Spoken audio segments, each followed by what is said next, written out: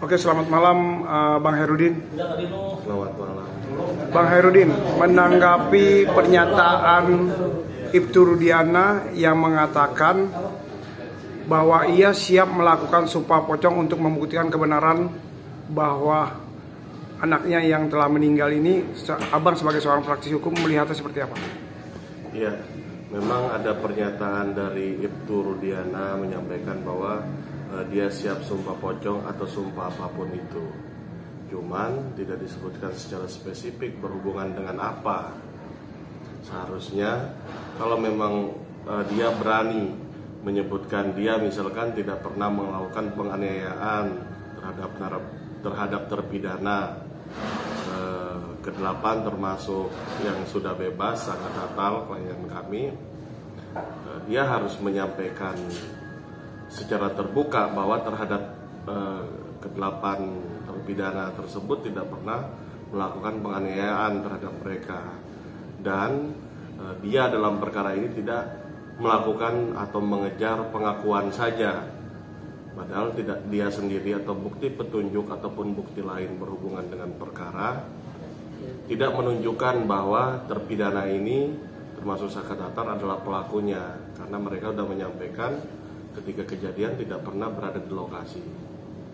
Nah, kemudian berhubungan dengan cerita sedikit berhubungan dengan sumpah pocong itu kan sebenarnya merupakan tradisi dari masyarakat Indonesia ya, dan tradisi itu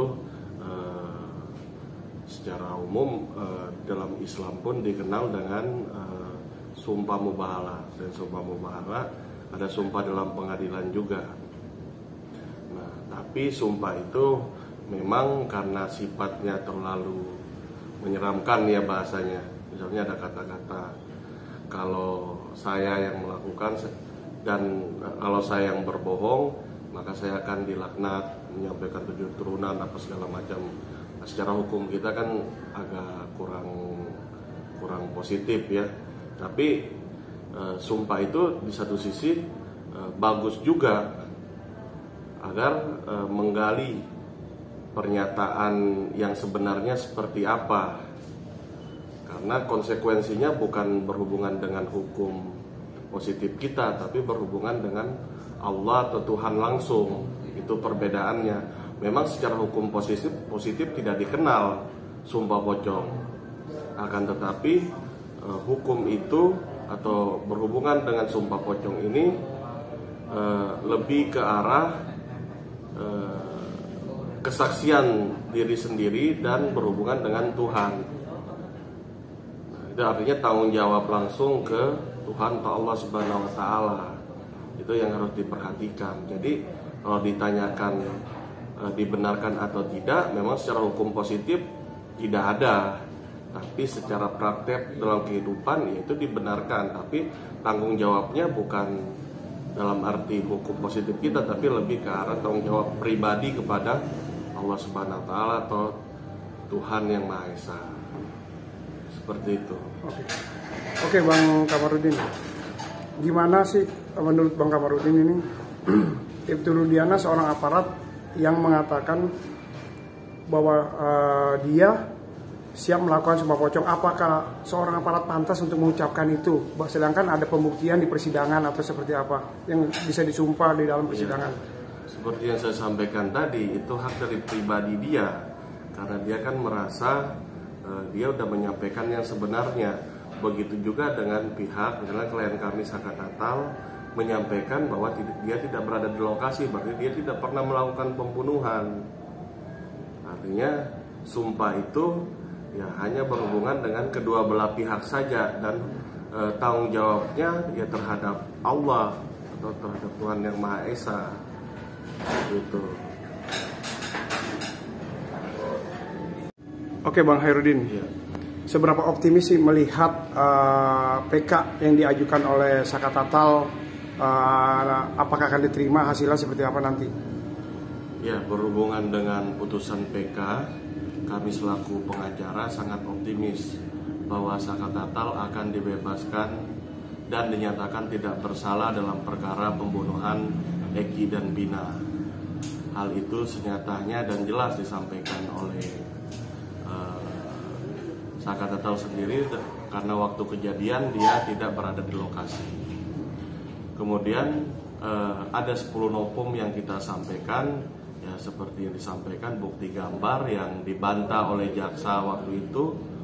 Nah, dibantah oleh jaksa karena jaksa menganggap sudah pernah dimasukkan dalam berkas, tapi pada kenyataannya di berkas persidangan dan berkas putusan tidak ada bukti gambar yang dimaksud sebagaimana nopum kita nomor 1 sampai nomor 5. Kemudian di nopum-nopum berikutnya ada keterangan Diga Akbar, ada keterangan Dede walaupun tidak dimasukkan dalam dalam bukti daripada nopum kita ya, tapi mereka menjelaskan bahwa tindakan yang mereka lakukan atau apa yang mereka sampaikan dalam kesaksian itu adalah tidak benar dan mereka mengaku salah dalam hal itu. Nah, kemudian ada bukti saintifik yang sangat lemah dalam perkara pembunuhan Eki dan meninggalnya Eki dan Pina. Terus ditambah lagi hapusnya 2 DPO, padahal 2 DPO itu dan tambah satu lagi sebenarnya ya sekarang ya yang berhubungan dengan Peggy. Padahal mereka yang dinyatakan dalam berkas itu selaku yang melakukan pembunuhan berencana. Waktu itu 17 Agustus 2016 mereka terutama Dani melakukan penyerangan terhadap XTC. Pada kenyataannya mereka DPO dan DPO-nya pun dianulir. Artinya seharusnya perkara ini ya tidak pernah ada, karena yang merencanakan tidak pernah ada, sebagaimana yang disampaikan Prof. Zakir ya terkait bahwa dalam perkara ini motifnya aja fiktif gitu loh. Seharusnya kalau motifnya fiktif berarti perkaranya dianggap tidak ada seperti itu. Kemudian yang paling menarik lagi dalam pembuktian waktu itu dalam keterangan ahli maksud saya disampaikan bahwa pasal yang dituduhkan di sini terutama berhubungan dengan Sakatatal dan terpidana lainnya itu pembunuhan berencana 340. Tapi khusus Sakatatal sendiri seharusnya yang dicantumkan adalah atau pasal yang diputus seharusnya berhubungan dengan Undang-Undang Perlindungan Anak. Karena pelaku adalah anak. Gitu kan, tetapi yang terjadi adalah dikenain pasal 340 pembunuhan berencana. Artinya di situ jelas ada kehilapan hakim. Padahal jelas dalam Undang-Undang Perlindungan Anak berlaku lex spesialis dari KUHP. Seperti itu.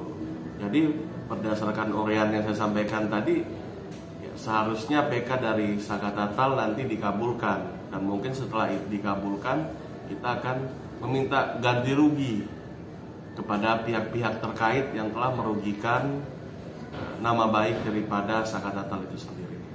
Ya, sekian dari saya. Apakah akan meminta ganti rugi itu apa ada material dan imaterial? Tentu ganti rugi secara material ya.